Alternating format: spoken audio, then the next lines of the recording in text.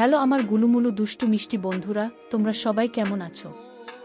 আশা করছি তোমরা সবাই অনেক অনেক ভালো আছো। বন্ধুরা, আজ আবারও চলে আসলাম আমি সৃষ্টি, নতুন একটি মা ও ছেলের গল্প নিয়ে। আজকের গল্পটি শুনলে তোমাদের দাঁড়িয়ে যাবে এবং তোমাদের পাইপ দিয়ে ঝরনার মতো পানি বের হয়ে যায়। তাই গল্পটি শোনার আগে অবশ্যই হেডফোন ব্যবহার করো। 5 জন ছেলে আমাকে অনেকগুলো টাকা দিয়ে এক রাতের জন্য নিয়ে গেল। 5টা ছেলেই যখন আমাকে নিয়ে তাদের ইচ্ছা মনে পূরণ করছিল, তখন হঠাৎ তাদের ষষ্ঠ বন্ধু এসে হাজির। কিন্তু সে রুমের ভিতর ঢুকে আমাকে দেখে অবাক, কারণ সে তো আমার সাথে এর আগে অনেকবার অবস্থার চাপে পড়ে একজন মানুষ এমন কিছু করতে বাধ্য হয় যা সে কখনো চিন্তাও করেনি, বা অন্য কথায় কখনো কখনো অতিরিক্ত স্বপ্ন একজন মানুষকে ধ্বংস করে দেয়। আর আমিও কখনো পূরণ না হওয়া স্বপ্নের আশায় বেরিয়ে পড়ি। আমি রাত 12টার পর থেকে তাদের ছোট্ট ঘরে বিছানায় শুয়ে আছি। একের পর এক ছেলেরা আমাকে শেষ করে দিচ্ছিল, অনেক ব্যথাও ছিল। কিন্তু এই সবই আমি নিজের ইচ্ছায় গ্রহণ করেছি। না আমার কাপড় চোপড়ের হুঁশ ছিল, না আমার শরীরের যন্ত্রণার হুঁশ ছিল। দুটি ছেলেতেই আমার অবস্থা এমন করে দিয়েছে যে আমার সমস্ত কিছু ব্যথা হয়ে গিয়েছে। শুধু এই ভেবেই আমার মন কেঁদে উঠছিল যে এরপরে আরো 3টা ছেলে আসতে চলেছে, তাদেরও অনেক লোভ ছিল এবং আমাকে তাদের আনন্দের সহিত সময় দিতে হবে। আমি কল্পনাও করিনি যে আমার জীবনে এমন একটি রাত আসবে। এই সবই অনেক টাকার বিনিময়ে করছিলাম, তাই পিছিয়ে যাওয়ার প্রশ্নই আসে না। আমার দায়িত্ববোধ এবং আমার পরিবারের স্বপ্ন আমাকে এই রাস্তায় নিয়ে এসেছে। তাই আমি এক রাতে 5 ছেলের সাথে রাত শেষ করতে রাজি হয়েছিলাম। সাধারণ পরিস্থিতিতে কোনো মেয়ের পক্ষে এরকম ভাবাও সম্ভব নয়, কিন্তু আমি যে জায়গায় দাঁড়িয়ে আছি, এই সিদ্ধান্ত নিতে আমার খুব বেশি সময় লাগেনি। তারা সবাই সুস্থ সবল যুবক, যাদের শক্তির কাছে আমি কিছুই না। 2 জন ছেলেই আমাকে মুহূর্তের মধ্যে শেষ করে দিয়েছে, তাদের লোভ ছিল অনেক বেশি। এই প্রথম কোনো ছেলের স্পর্শ পেয়েছিলাম আমি। দ্বিতীয় ছেলেটি চলে যাওয়ার সাথে সাথে তৃতীয় ছেলেটি ঘরে প্রবেশ করল। আমি একটা দীর্ঘ নিঃশ্বাস নিয়ে বললাম, আমি একটু সময় চাই। কিন্তু সে বলল, আমার কাছে সময় নেই, আমার অন্য বন্ধুরা বাইরে বসে অপেক্ষা করছে। তার কথা শুনে আমার চোখে জল চলে এলো। সে সাথে সাথে আমার দিকে এগিয়ে এলো। আমার চোখের জল উপেক্ষা করে সে আমার উপর ভেঙে পড়তে লাগল। আমার শরীর সহ্য করার শক্তি হারাচ্ছিল। আমি বারবার চেষ্টা করলাম ওকে আমার থেকে দূরে সরিয়ে দিতে, কিন্তু সে ততই আমার উপর আধিপত্য বিস্তার করতে লাগলো। মনে হলো যেন সে এইসব আনন্দের সাথে উপভোগ করছে। আমি যখন তাকে সরিয়ে দিতাম, সে ততই আগের চেয়ে অনেক বেশি উৎসাহ নিয়ে আমার কাছে আসতো। তাই এখন আমি ওকে থামাতে চেষ্টা না করে চুপচাপ সহ্য করে যাচ্ছিলাম আমার উপর হওয়া এসব। 1 ঘন্টা ধরে সে তার মনের ইচ্ছা পূরণ করে থাকো। আর যাবার সময় আমার শরীরে দাগ দিয়ে বলল, সুযোগ পেলে আবার আমার সাথে সময় পার করতে আসবে। সে চলে যাওয়ার পর আমি আমার শরীরের দিকে তাকিয়ে অবাক হলাম, কারণ শরীরের এমন কোনো অংশ নেই যেখানে দাগ নেই। তৃতীয় যুবক তো আমাকে সবচেয়ে আহত করেছে। বিভিন্ন স্থানে তার দাগের চিহ্ন ছিল এবং তারপরের 2 ছেলেও ঘণ্টাখানেক আমাকে তাদের ইচ্ছার শিকার বানালো। তারা আমার প্রতি বিন্দুমাত্র দয়া দেখায়নি, এবং কেন দেখাবে? ওরা আমার একটা রাত, একটা বিশাল অঙ্কের টাকার বিনিময় কিনেছে। তারা শুধু তাদের ভাগ উসুল করছে। আর এই একটা রাত আমার জীবনের সবচেয়ে অন্ধকার রাত হয়ে গিয়েছে। আমার অবস্থা এমন হয়েছিল যে আমার কোনো হুঁশ ছিল না। ব্যথার কারণে আমি এদিক ওদিক ঘুরতেও পারছিলাম না। আমার চোখ ধীরে ধীরে বন্ধ হতে শুরু করে। তখনই তারা আমাকে বলল যে তাদের একজন বন্ধু এসেছে। তাকে অস্বীকার করার বা তার বিরুদ্ধে প্রতিবাদ করার মতো শক্তিও আমার অবশিষ্ট ছিল না। ষষ্ঠ ছেলেটি রুমে ঢুকে আমার বিছানার কাছে এসে আমাকে দেখেই সে অবাক হয়ে যায়, কারণ সে তো আমার সাথে যা করলো তা শুনলে তোমাদের দাঁড়িয়ে যাবে। তাই সামিয়া ব্লগ চ্যানেলটি সাবস্ক্রাইব করে পুরো গল্পটি শুনতে থাকো। আমার নাম শর্মিলা, আর আমার বয়স তখন মাত্র 21 বছর। আমি গ্রাজুয়েশন করেছিলাম, কিন্তু আজকাল স্নাতক কিছুই নয়। বিএড করার পরও মানুষ ডিগ্রি হাতে নিয়ে রাস্তায় রাস্তায় ঘুরে বেড়ায়। এটার সঠিক ধারণা আমি তখন বুঝতে পারি যখন আমি চাকরি খুঁজতে বের হলাম। প্রতিটি কোম্পানির সামনে ছেলে মেয়েদের একটা বিশাল লাইন, নিজের সময় আসার অপেক্ষায়। এমতাবস্থায় আমার মতো একটা মেয়ে কোথায় চাকরি পাবে, যার না আছে কোনো অভিজ্ঞতা, না কোনো বড় ডিগ্রি? কিন্তু চাকরি পাওয়াটা আমার খুব প্রয়োজন হয়ে দাঁড়িয়েছিল, কারণ বাবার মৃত্যুতে আমাদের শিরদাঁড়া ভেঙে গিয়েছিল। বাড়িতে বাবাই একমাত্র উপার্জনকারী ছিলেন, আর আমরা 3 বোন অবিবাহিত ছিলাম। আমার বড় বোন শিক্ষিত না, তাই রোজগারের দায়িত্ব আমার কাঁধে এসে পড়ে। আমি যখন বাড়ি থেকে বের হলাম, তখন আমি বুঝতে পারলাম বাইরের জগৎটা কত কঠিন। এখন বুঝতে পারলাম বাবা কত কষ্ট করে আমাদের মুখে খাবার তুলে দিতেন। বাবার প্রতি আমার সব সময় রাগ হতো যে তিনি আমাদের ইচ্ছা পূরণ করেন না। আমার রাগে মন খারাপ হয়ে যেত, তবুও তিনি আমাকে খুব আদর করে বলতেন, মা, চিন্তা করিস না, একদিন তোরও ভাগ্য ফিরবে। কিন্তু সেই দিন আর এলো না। একদিন বাবা ঘুমের মধ্যে মারা গেলেন। যখন সকালে আমরা বুঝতে পারলাম যে বাবা আর আমাদের মাঝে আর নেই, তখন আমরা বুঝতে পেরেছিলাম যে বাবা আমাদের জন্য কতটা ছিলেন। অন্তত তিনি আমাদের লোকের কুদৃষ্টি থেকে রক্ষা করতেন, আর খাবারের মতো মৌলিক জিনিস থেকে বঞ্চিত ছিলাম না। বাবার মৃত্যুর পর কয়েকদিন পর্যন্ত আমাদের প্রতিবেশী ও পরিবারের সদস্যরা আমাদের সাহায্য করেছিল, কিন্তু ধীরে ধীরে সবাই যার যার জীবনে ব্যস্ত হয়ে পড়ল। আজকের দিনে কে কাকে খাওয়াতে পারে? আমি চাকরির খোঁজে বাড়ি থেকে বেরোতে বাধ্য হয়েছিলাম, এবং আমি বুঝতে পেরেছিলাম যে বাইরের জগৎ নারীদের জন্য কতটা কঠিন। আমি কোনো কোম্পানিতে চাকরি পাইনি। প্রতিটি কোম্পানির বাইরে হাজার হাজার ছেলে দাঁড়িয়ে। আমি স্কুলের দিকে গেলাম। যখন আমি ঘুরলাম, সেখানের অবস্থা আরও খারাপ। অর্ধেক দিনের বেশি কাজ করার পরিবর্তে মাসে মাত্র 6,000 টাকা পাওয়া যেত। সংসার খরচেই সব টাকা লেগে যেত। এতেও স্কুলের মালিক আমাকে আমার অভিজ্ঞতার কথা জিজ্ঞেস করলে আমি চুপ হয়ে যেতাম। অনেক খোঁজাখুঁজি করেও কোনো কাজ পেলাম না, তাই আমার এক বন্ধুর ভাইয়ের মাধ্যমে আমি একটি পিৎজা হাউসের ওয়েটারের চাকরি পাই। যেখানে সারাক্ষণ ছেলে মানুষের ভিড় লেগে থাকতো, সেখানে একটা কালো রঙের কোট আমার হাতে তুলে দেওয়া হলো, যার উপরে পিৎজা হাউসের নাম লেখা ছিল। পরের দিন থেকেই আমাকে কাজের জন্য ডাকা হয়েছিল। তারা ওয়েটারের নামে একটি আধুনিক মেয়ে চেয়েছিল, যার কাঁধে ছোট চুল ছড়িয়ে থাকবে এবং সে যেন অনেক মেকআপ করে ডাইনিং হলে দাঁড়িয়ে থাকে। আমি ইউনিফর্মটি আমার ব্যাগে রেখে বাড়ি ফিরে এলাম। আমি তখনও ঠিক করতে পারিনি যে আমি এই কাজটি করতে চাই কিনা, কারণ এটা আমার জন্য খুবই কঠিন কাজ। বাবা থাকতে আমাকে কখনোই প্রয়োজন ছাড়া বাড়ি থেকে বের হতে হয়নি। আর এত আটসাক পোশাক পরে এত পুরুষের মধ্যে পিৎজা হাউসে দাঁড়িয়ে থাকাটা আমার জন্য খুবই অস্বস্তিকর কাজ ছিল। কিন্তু ক্ষুধা একজন মানুষকে সবকিছু করতে বাধ্য করে। আমি সেখান থেকে যখন বাড়ি ফিরে আসি, তখন আমার মা দরজার দিকে উদ্বিগ্ন হয়ে দাঁড়িয়েছিলেন। আমাকে দেখে তার চোখে জল চলে আসলো। আমি আমার মাকে জিজ্ঞেস করলাম, তিনি দরজা পর্যন্ত কেন এসেছিলেন?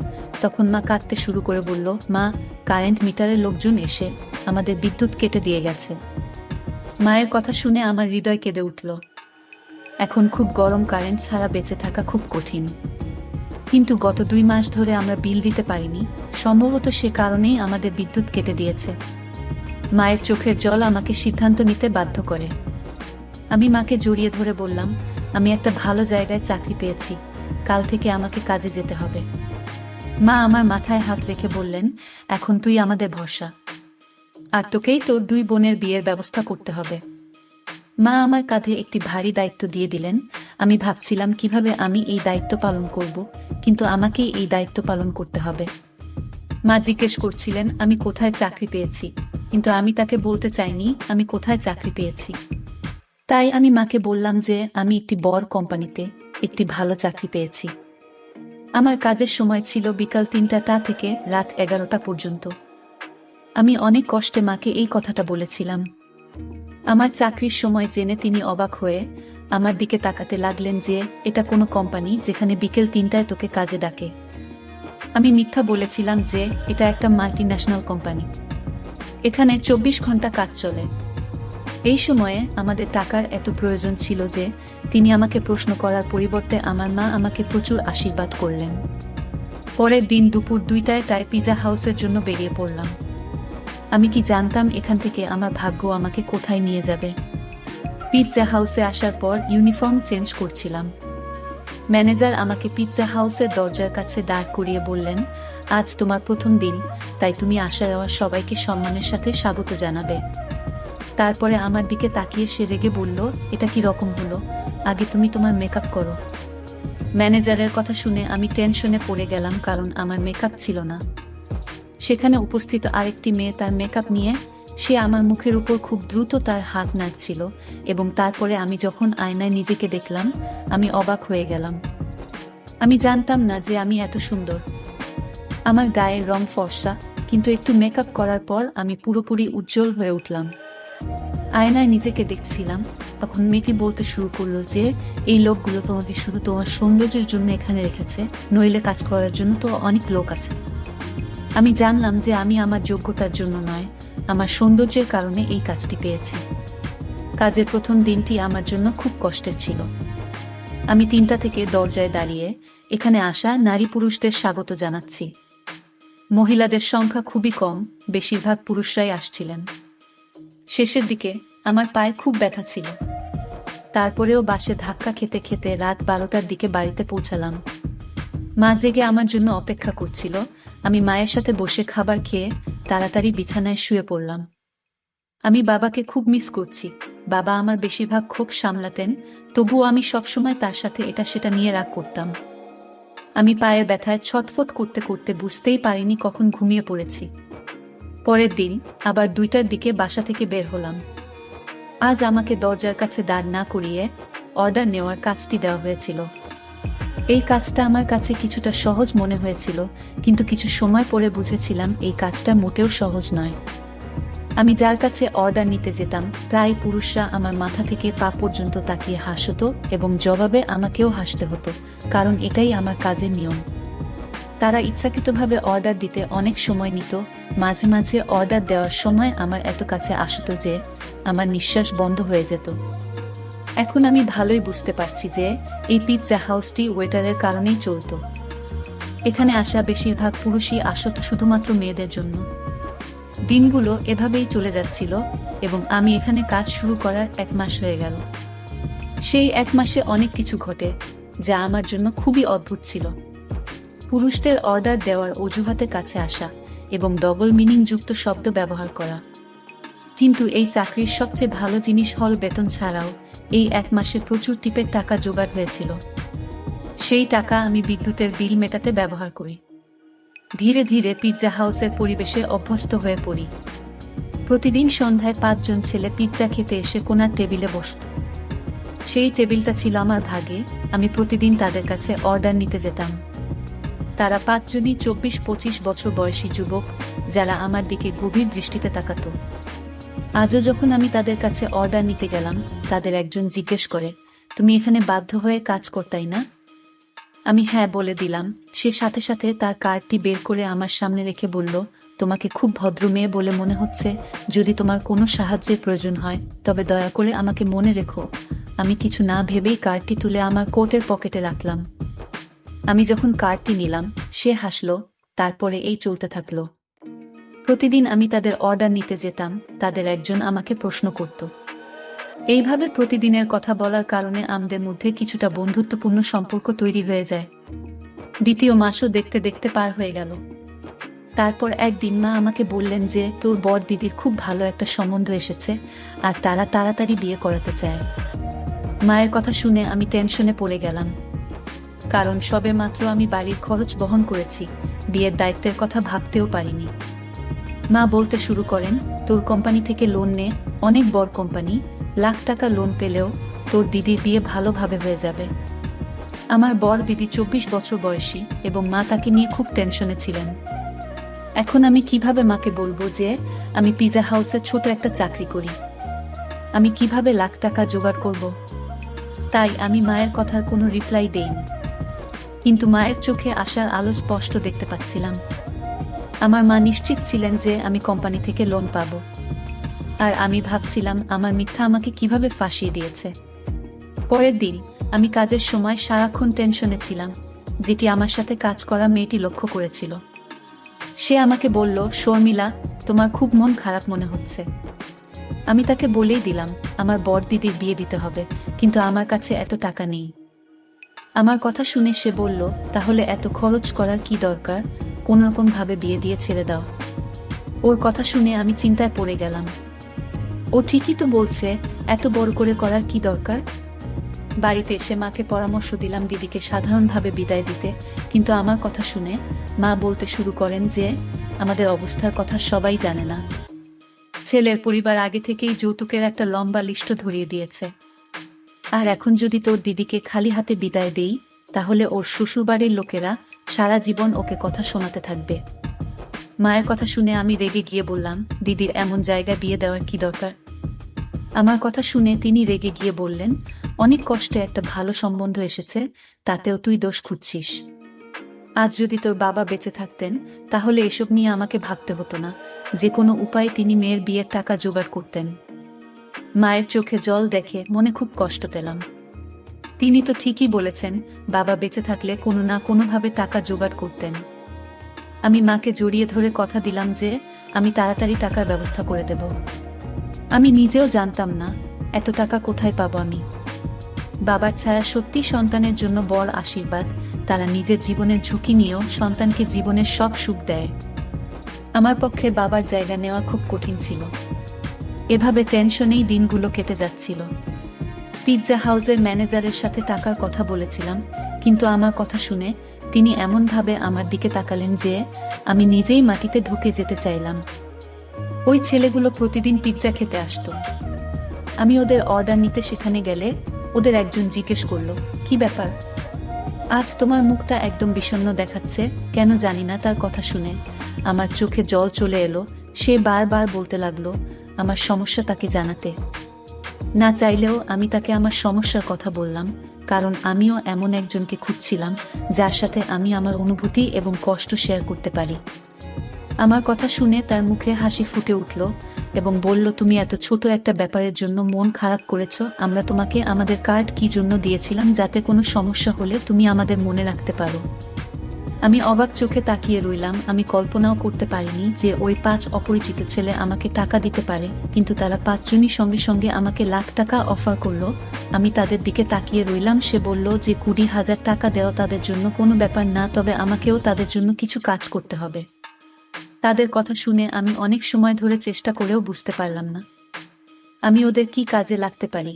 তারপর আমি ঘাবড়ে গেলাম এবং বললাম যে আমি একটা সম্ভ্রান্ত পরিবারের মেয়ে, আমি কোনো অন্যায় কাজ করতে পারবো না। তারা হেসে বলল যে আমরা শুধু প্রস্তাব দিয়েছি, অ্যাকসেপ্ট করা বা না করা তোমার ইচ্ছে, কিন্তু আজকের যুগে নিজের হলেও কেউ তোমাকে 1 লাখ টাকা দেবে না। কথা তো তাদেরও ঠিক, কিন্তু আমি আমার ইজ্জত হারিয়ে লাখ টাকা পেতে চাইনি, তাই আমি তাদের না করে দিলাম।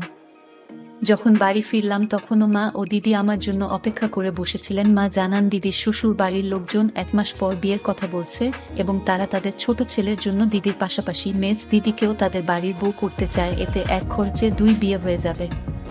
মেজ দিদির সম্বন্ধের কথা শুনে খুশি হয়েছিলাম, কিন্তু 1 মাসের কথা শুনে আমার জীবন বেরিয়ে যাচ্ছিল। টাকার কোনো খবর নেই আর মা আশায় বুক বেঁধে রয়েছেন। আমি এক ঝলক দিদির মুখের দিকে তাকালাম। অনেকদিন পর সেখানে খুশির আভা দেখতে পেলাম। আমি আমার দিদির শ্বশুর বাড়ির লোকেদের সাথেও দেখা করেছি। সত্যি তারা খুব ভালো মানুষ, কিন্তু আজকের যুগে যৌতুক ছাড়া কে মেয়ে বিদায় করে? তারাও এই সমাজেই বাস করে। আমি চিরকাল আমার বোনেদের সুখ দেখতে চেয়েছিলাম। আমি মাকে বললাম, তুমি বিয়ের বন্দোবস্ত করো, টাকার ব্যবস্থা হয়ে যাবে। আমার কথা শুনে ঘরে খুশির জোয়ার বইল, কিন্তু তারা জানতো না তাদের এই খুশি আমার ইজ্জতের বিনিময়ে মিলেছে। পরের দিন আমি সেই 5 ছেলের কথায় রাজি হয়ে যাই। তারা হেসে বলল, আমরা জানতাম তুমি রাজি হবে।